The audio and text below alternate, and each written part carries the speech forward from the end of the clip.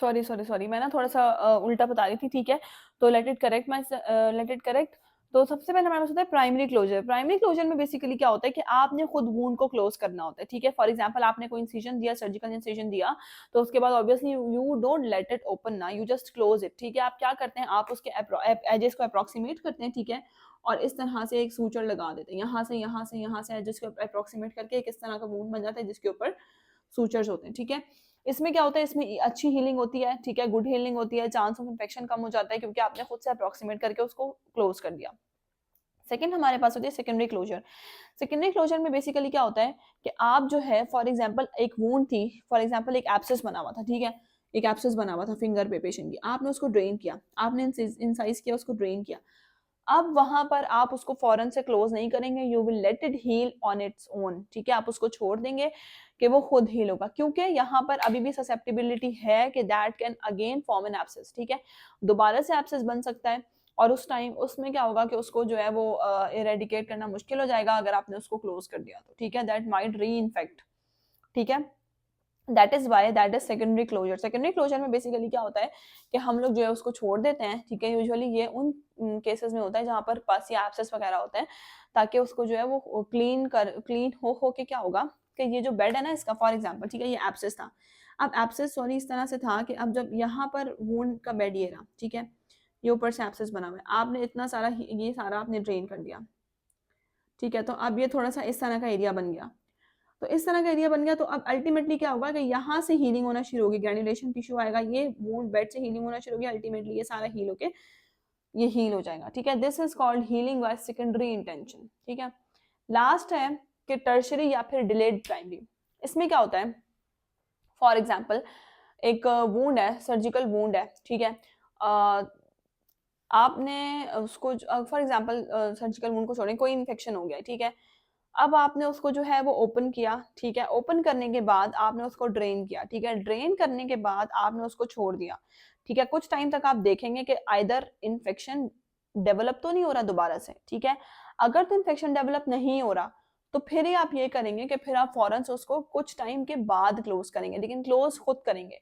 This is called delayed primary, ठीक है? This is called delayed primary closure या tertiary closure, ठीक है? ये 3 टाइप्स ऑफ वुंड क्लोज़र्स हैं। अब हम आते हैं common bacteria involve in surgical site infections. कौन-कौन से कॉमन बैक्टीरियाज़ होते हैं और उनके बारे में थोड़ा-थोड़ा हमें पता होना चाहिए कि कौन-सी सर्जरी में कौन-सा ज़्यादा इन्वॉल्व हो सकता है, ठीक है? So let's start with it. So this is about Streptococcus, ठीक है? पहला हमारे पास मोस्ट कॉमन ऑर्गेनिज्म है स्ट्रेप्टोकोकस, ठीक है? अभी जितना ज़्यादा जो है मैंने इसमें लिख दिया that is more than enough, ठीक है? उससे ज़्यादा आपने जो है उसको नहीं करना, ठीक है? That is more than enough, जितने ज़्यादा मैंने पॉइंट्स इसके अंदर मेंशन कर दिए हैं, ठीक है? सो पहला हमारे पास है कि ग्राम पॉजिटिव कोकाई, ठीक है? Streptococcus belongs to a group of gram positive cocci, ठीक है? और मैंने जिस तरह पिक्चर में शो किया कि ये चेन्स फॉर्म करते हैं, ठीक है?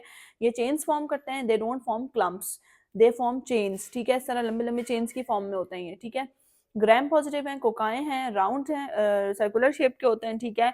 और इसमें हमारे पास मोस्ट इंपॉर्टेंट या मोस्ट कॉमन जो है वो नेजोफेरिक्स में बीटा हिमोलिटिक स्ट्रेप्टोकोकस होता है, ठीक है? इसकी लेंस फील्ड की ग्रुपिंग है, आप लोगों ने माइक्रोबायोलॉजी में पढ़ी होगी थर्ड ईयर में, ठीक है? दैट इज नॉट अभी इसको इतना ज़्यादा याद रखने की जरूरत नहीं है, बस जितना मैंने लिखा है that is more than enough, ठीक है? सेकेंड हमारे पास है मोस्ट पैथोजेनिक, इसमें स्ट्रेप्टोकोकस पायोजीन्स होता है। और वो क्यों होता है? क्योंकि वो कुछ तरह के एंजाइम्स रिलीज करता है जिसके अंदर स्ट्रेप्टोलाइसिन, स्ट्रेप्टोकाइनेज और स्ट्रेप्टोडर्मेज होते हैं। ये क्या करते हैं? ये जाके टिश्यू डिस्ट्रक्शन कॉज करते हैं और टिश्यू डिस्ट्रक्शन के बाद सेल्यूलाइटिस कॉज करते हैं, ठीक है? सेल्यूलाइटिस क्या होता है? Inflammation with in the layers of the skin, ठीक है? ये सेल्यूलाइटिस कॉज करते हैं, इस वजह say that is most pathogenic, ठीक है? सेल्यूलाइटिस क्या होता है वो मैं आगे आके बताऊंगी, ठीक है? बस ये दैट इज ये याद रखना है आपने कि स्किन के लेयर्स का इन्फेक्शन है जिसमें टिश्यू डिस्ट्रक्शन होती है और स्किन के लेयर्स की डिस्ट्रक्शन हो जाती है, ठीक है? नेक्स्ट हमारे पास है स्ट्रेप्टोकोकस फीकैलिस और स्ट्रेप्टोकोकस पायोजीन्स। जब भी हमारे पास लार्ज बाउल सर्जरी के बाद वुंड इन्फेक्शन की कॉम्प्लिकेशन आए तो उसमें मोस्ट कॉमनली इन्वॉल्व आपने याद रखने क्या होता है? स्ट्रेप्टोकोकस फीकैलिस होता है और स्ट्रेप्टोकोकस पायोजीन्स होता है, ठीक है? जैसे कि मैंने ऊपर बताया कि पायोजीन्स इज मोस्ट पैथोजेनिक, ठीक है? तो फीकैलिस और पायोजीन्स इन्वॉल्व होते हैं। नेक्स्ट है स्ट्रेप्टोकोकस विरिडेंस। विरिडेंस भी एक ऐसा ऑर्गेनिज्म है जो कि इन्वॉल्व नहीं होता, ठीक है? That is not associated with wound infection, ठीक है? तो आपने इसको याद ही नहीं रखना, आपने सिर्फ याद रखना है स्ट्रेप्टोकोकस पायोजीन्स एंड स्ट्रेप्टोकोकस फीकैलिस, ठीक है? और इसकी ट्रीटमेंट में हम क्या देते हैं, पेनिसिलिन देते हैं और एरिथ्रोमाइसिन देते हैं। अगर पेशेंट एलर्जिक है पेनिसिलिन से, so then we will give cephalosporins, वरना फिर हमारे पास इसकी ट्रीटमेंट में पेनिसिलिन और एरिथ्रोमाइसिन आती है, ठीक है। That is more than enough to remember for streptococcus. अब हम दूसरा देखेंगे स्टेफिलोकोकस, ठीक है। तो this is all the information about staph aureus, staphylococcus, ठीक है। स्टेफिलोकोकस जो दूसरा ग्रुप है वो भी ग्राम पॉजिटिव कोकाए होता है, ठीक है, बट दे फॉर्म क्लस्टर्स, ठीक है। स्ट्रेप्टोकोकस चेन्स फॉर्म करता है, ये क्लस्टर्स फॉर्म करते हैं, जैसा कि मैंने पिक्चर में बना दिया, ठीक है। इसका जो मोस्ट इंपॉर्टेंट ऑर्गेनिज्म है दैट इज स्टेफ ऑरियस, ठीक है। ये जो स्टेफ ऑरियस होता है ये हमारे पास नेजोफेरिंक्स का नॉर्मल फ्लोरा होता है, ठीक है। उसके अलावा ये कॉज करता है wound suppuration and around processes. Wound suppuration, suppuration का वर्ड जहाँ पे भी यूज होता है इसका मतलब है पस फॉर्म करता है, ठीक है। तो वुंड में इन्फेक्शन, पस वाला इन्फेक्शन फॉर्म करता है, और साथ में अराउंड प्रोसेसेस। प्रोसेसेस का मतलब है कोई भी ऐसी सिंथेटिक डिवाइस जो कि आपने ह्यूमन बॉडी में लगाई है। फॉर एग्जाम्पल कभी हम in case of fractures orthopaedics के अंदर प्लेट्स लगाते हैं, ठीक है, नट्स स्क्रूज लगाते हैं, प्लेट्स लगाते हैं, मेटालिक प्लेट्स होती हैं, और वैस्कुलर सर्जन जो होते हैं वो लगाते हैं, उसको क्या कहते हैं, स्टेंट्स डालते हैं, ठीक है। उसके अलावा हार्ट में वेल्व्स के लिए लगाए जाते हैं प्रोसेसेस, प्रोस्थेटिक वेल्व्स लगाए जाते हैं, प्रोस्थेटिक नीज और हिप लगाए जाते हैं। ये सारी जो भी आप सिंथेटिक डिवाइसेस लगा रहे हैं ना ह्यूमन बॉडी के अंदर, these are all called processes, ठीक है।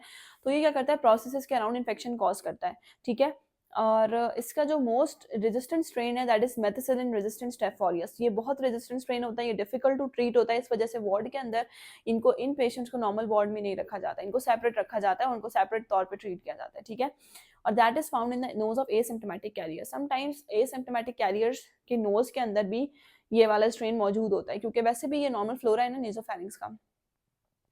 इसका जो इन्फेक्शन होता है वो सुपरेटिव होता है और लोकलाइज्ड होता है। वही बात है कि ये सुपरेटिव मतलब पस फॉर्म करेगा, पस वाला वुंड टाइप फॉर्म करेगा, और लोकलाइज्ड होगा। लोकलाइज्ड मतलब होता है एक जगह पे होगा, ठीक है।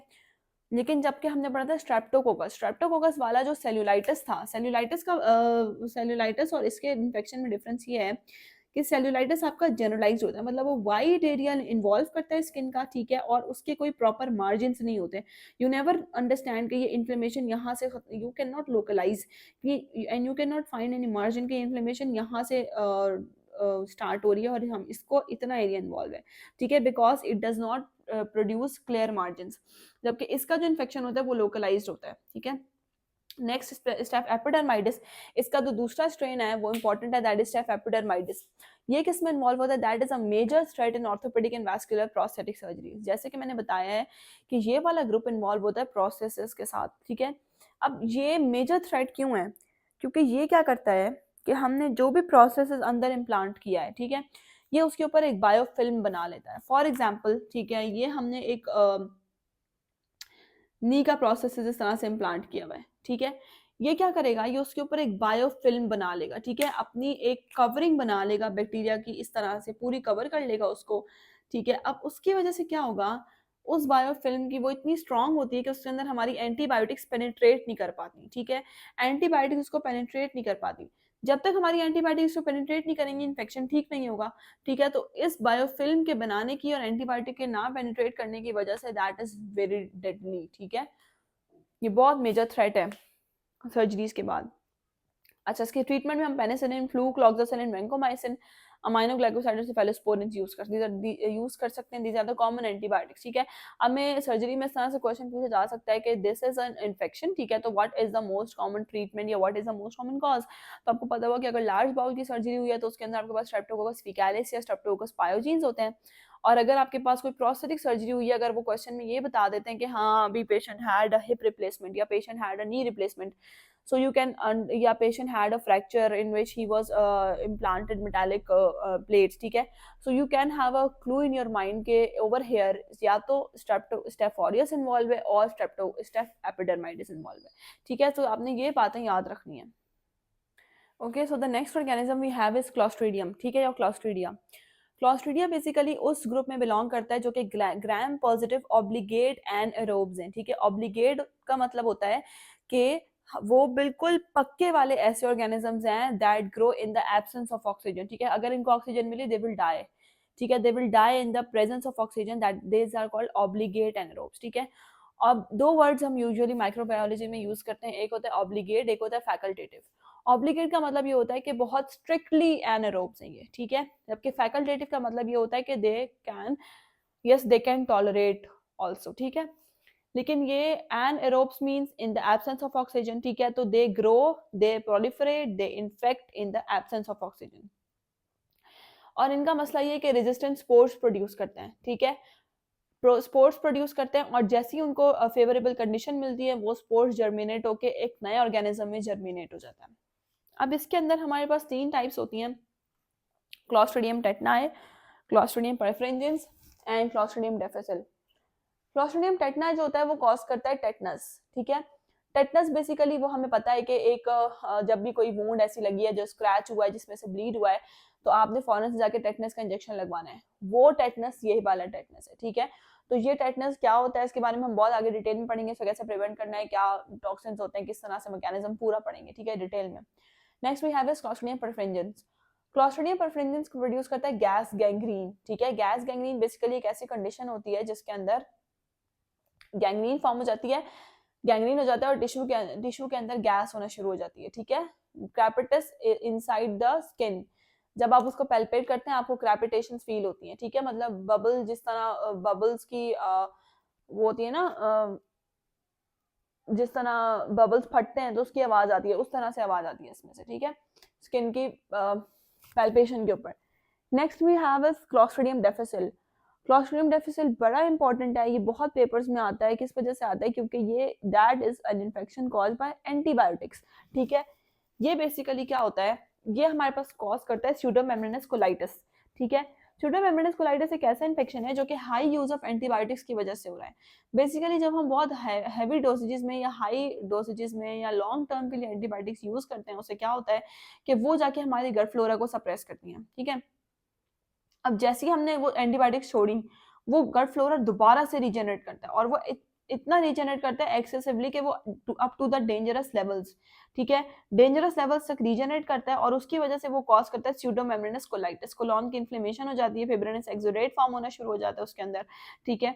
और मोस्ट कॉमन जो हमारे पास कौन सी एंटीबायोटिक्स हैं जो उसको कॉज करा रही है, कोइनोलोन्स है। मैंने उसके नीचे हाईलाइट कर दिया कि कोइनोलोन्स में भी मोस्ट कॉमन सिप्रोफ्लॉक्सासिन है, ठीक है। सिप्रोफ्लॉक्सासिन 3rd जनरेशन कोइनोलोन है और ये कॉज कराती है, मोस्ट कॉमन कॉज है स्यूडोमोनास कोलाइटिस की, ठीक है, जो कि कॉज कर रहा है क्लॉस्ट्रिडियम डिफिसिल, ठीक है।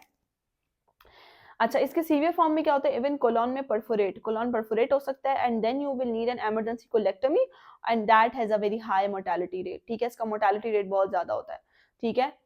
तो इस वजह से over usages of antibiotics, over dosages of antibiotics, long term usages of antibiotics, तो हमें बहुत देख के देना पड़ता है पेशेंट्स को, ठीक है।